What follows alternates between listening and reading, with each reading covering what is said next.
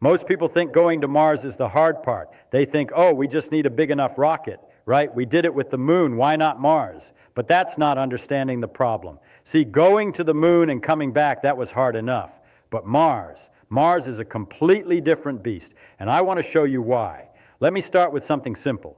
When you throw a ball up in the air, what happens? It comes back down, right? That's gravity. Now, if you want to throw that ball so hard that it never comes back, you need to throw it at what we call escape velocity. For Earth, that's about 7 miles per second. 7 miles every second. That's New York to Los Angeles in about 6 minutes. That's how fast you need to go just to leave Earth and never come back.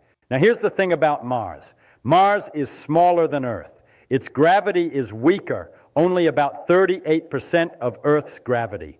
So you'd think, well, that makes it easier, right? And in one sense, you'd be correct.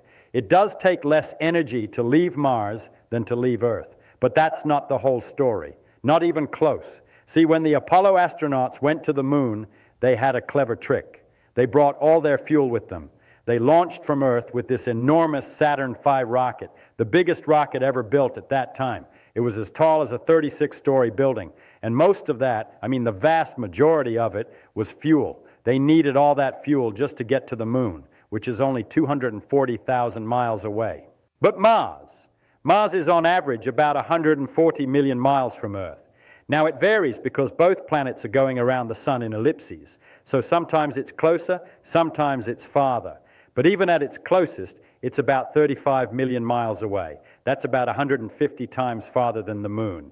Now you might think, okay, so we need 150 times more fuel.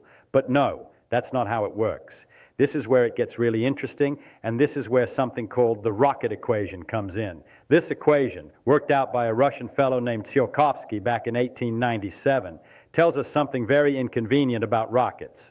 The rocket equation says that to go faster, you need more fuel.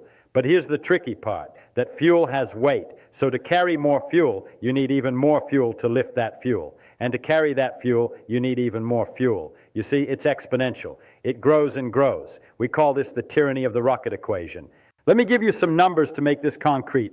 Right now, if you want to send 1 kilogram of payload to Mars, just 1 kilogram, you need to launch between 7 and 11 kilograms from Earth. That's a 7-to-1 ratio at best. But now, here's where it gets really crazy. If you want to have 1 kilogram of rocket fuel waiting for you on Mars, ready to bring you home, you need to launch 226 kilograms from Earth. 226 to 1. Think about that for a second. To have a single kilogram of fuel on Mars to come home with, you need to burn 226 kilograms just getting it there. That's not science fiction, that's just mathematics. That's just the rocket equation doing its thing. So now you can see the problem. If you want to land humans on Mars and bring them back, you need to bring all the fuel for the return trip. But bringing that fuel means you need even more fuel to carry that fuel. It spirals out of control very quickly. This is why, by the way, the Mars sample return mission, which was just supposed to bring back rocks, not humans, was estimated to cost $11 billion. $11 billion. And NASA just canceled it because even that was too expensive and too complicated. We're talking about bringing back a few kilograms of rocks, and we can't even do that affordably. But okay, you say, what if we make the fuel on Mars? What if we don't bring it from Earth? This is called in-situ resource utilization, or ISRU. It's a beautiful idea. Mars has carbon dioxide in its atmosphere. It has water ice, we think, in various places, especially near the poles and underground. In principle, you could take that CO2 and that water and through some chemistry, make rocket fuel right there on Mars. In fact, NASA flew an experiment called MOXIE on the Perseverance rover. MOXIE stands for Mars Oxygen In Situ Resource Utilization Experiment. It's a little device that takes in Martian CO2 and splits it to make oxygen. And it worked. It made oxygen on Mars. That's tremendous. That's real progress. But here's the problem. To make enough fuel and oxygen to launch a crew off of Mars and back to Earth, you'd need to produce somewhere around 30 tons of propellant. 30 tons. The MOXIE experiment in its entire mission made just a few hundred grams of oxygen. We're talking about scaling that up by a factor of 100,000. And it's not just about making the oxygen. You need the fuel too. Most proposals talk about making methane because you can theoretically make it from CO2 and hydrogen. But where do you get the hydrogen? Well, from water. But that means you need to find the water, dig it up or melt it, purify it, split it into hydrogen and oxygen, and then combine the hydrogen with CO2 to make methane. Each of these steps requires energy, lots of energy, and equipment that has to work perfectly in a very hostile environment for months or even years. And by the way, all of this equipment to make the fuel, you have to send that from Earth. So now you're back to the same problem. The more equipment you send, the more fuel you need to send it, and round we go. But let's say, okay, you solve all of that. You figure out the fuel problem. You've got your methane and your oxygen sitting there on Mars waiting for you. Now you have another problem that's even more fundamental. How do you land on Mars in the first place with something big enough to take off again? Here's where Mars plays a really nasty trick on us. Mars has an atmosphere, but it's a very thin atmosphere. The pressure at the surface of Mars is less than 1% of Earth's atmospheric pressure. Less than 1%. Now, why does that matter? Well, when you're coming into a planet, there are basically two ways to slow down. One is with rockets, just firing your engines backwards as you're coming in. The other is using the atmosphere, letting the air friction slow you down. On Earth, we use the atmosphere. That's why spacecraft have heat shields, because as they come screaming through the air at thousands of miles per hour, the air resistance slows them down, but it also heats them up tremendously. On the moon, there's no atmosphere at all, so we used rockets.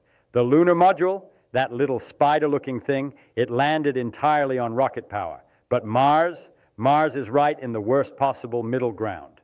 It has too much atmosphere to ignore. You'll burn up if you don't have a heat shield, but it has too little atmosphere to slow you down enough. Every Mars lander we've ever sent, all of them, had to use a combination of things. First, a heat shield to survive the initial entry. Then, a parachute to slow down some more. But the parachute can't slow you down enough because the air is too thin. So then, at the last moment, you fire rockets. We call this entry, descent, and landing, or EDL. Engineers call it the 7 minutes of terror, because once you hit the Martian atmosphere, everything happens automatically. There's no time for humans to control it from Earth because of the communication delay. Now, the biggest thing we've ever successfully landed on Mars is the Curiosity rover, which weighs about 1 metric ton, 1 ton. To land that, they had to invent this crazy system called the sky crane, where a rocket-powered platform slowly lowered the rover down on cables, like some sort of science fiction scene. And it worked. It was amazing. But a human mission, that needs something that weighs 50 to 100 tons, 50 to 100 times heavier than Curiosity. Nobody knows how to do that yet. The atmosphere is too thin to slow you down with parachutes. But if you try to use rockets to slow down, you run into this problem called supersonic retropropulsion. That's when you're firing your rocket engines forward while you're still going faster than the speed of sound. When you do that, you create shock waves, pressure waves in the atmosphere, and these shock waves can buffet your spacecraft around, maybe destroy it. Until recently, we had no idea if it would even work. SpaceX has been testing this with their Falcon 9 rockets coming back to Earth, and it seems to work in Earth's upper atmosphere, which is similar to Mars's atmosphere. So there's hope, but it's not proven for Mars, not for something as big as a human spacecraft. And remember, this is just landing. You've got to land something big enough and robust enough that it can also launch again. That's a whole different problem. Normally, we design spacecraft to be as light as possible, but now you need something that's a landing vehicle and a launching vehicle all in one, and it has to survive the landing intact enough to launch. Now, let me tell you about something else that makes this even harder. It's called the packing problem, or the gear ratio problem. Every time you want to do something in space, you need a certain amount of energy, and that energy comes from fuel. To get from the surface of Mars into orbit around Mars, you need about 3,800 meters per second of what we call delta V. That's the change in velocity you need. But you can't just carry that fuel, because the fuel itself has weight, so you need fuel to carry the fuel. The rocket equation tells us that for a delta V of 3,800 meters per second, using a pretty good rocket engine with a specific impulse of about 300 seconds, if your spacecraft weighs 5,000 kilograms empty, you need about 18,000 kilograms of fuel. Your fuel weighs more than 3 times as much as your spacecraft. Now compare that to the moon. To get from the moon's surface to orbit, you only need about 1/1700 meters per second. The moon has less gravity and no atmosphere to worry about.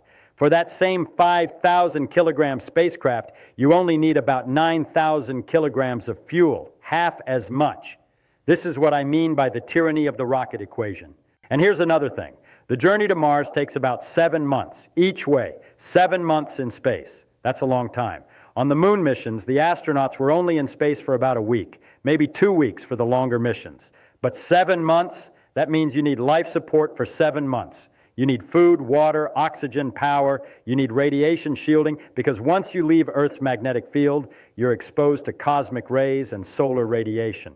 During those 7 months, an astronaut would receive a radiation dose that's equivalent to maybe 1,000 chest X-rays. That increases their lifetime cancer risk significantly. And there's no good way to shield against this without making your spacecraft incredibly heavy, which brings us back to the fuel problem. And by the way, you can't just go to Mars anytime you want. Earth and Mars have to be in the right positions relative to each other. These opportunities only come around every 26 months. So if you miss your launch window, or if something goes wrong and you can't launch when you're supposed to, you have to wait more than 2 years for the next chance. This is why some mission plans talk about spending 500 days on Mars. Not because we want to, but because once you get there, you have to wait for the planets to realign before you can come back. You can't just turn around and come straight home. So let's add this all up. You need to launch from Earth with enough fuel to get to Mars, which takes 7 months. You need enough supplies for the crew to survive 7 months. Then you need to land on Mars with something heavy enough to launch again, which nobody's ever done. Then you need either to have brought all your return fuel with you, increasing your launch weight enormously, or you need to make it on Mars, which requires sending a fuel factory ahead of time, making sure it works for years before the crew arrives. Then you need to survive on Mars for 500 days with all your life support working perfectly. Then you need to launch off Mars, which requires landing something capable of launching. Then you need another 7 months of supplies for the trip home. Every single one of these steps has to work perfectly. There's no room for error. If your fuel production system breaks, you're stranded. If your life support fails, you die. If your launch vehicle doesn't work, you're stuck. If you miss your launch window, you're there for another 2 years, and you probably don't have enough supplies for that. This is why I say returning from Mars isn't exactly impossible, but it's close. It's not like we don't know the physics. We do. It's not like we don't know what we need to do. We do. It's that the engineering challenges are so enormous, the costs are so high, and the risks are so great that it's hard to see how we do this anytime soon. Compare this to the moon. The moon is 3 days away. If something goes wrong, you can abort and come home. The Apollo 13 crew did exactly that. But Mars, 7 months away. There's no coming home if something breaks. You have to fix it there or you die there. And you know what's funny? We've been talking about sending people to Mars since the 1950s. We've had detailed plans. We've had the studies. Every 10 years or so, someone comes up with a new architecture, a new way to do it. And every time it turns out to be too expensive, too risky, or too hard. The current estimate, if we really wanted to do it, is somewhere north of $500 billion. $500 billion. And that's if everything goes according to plan, which it never does.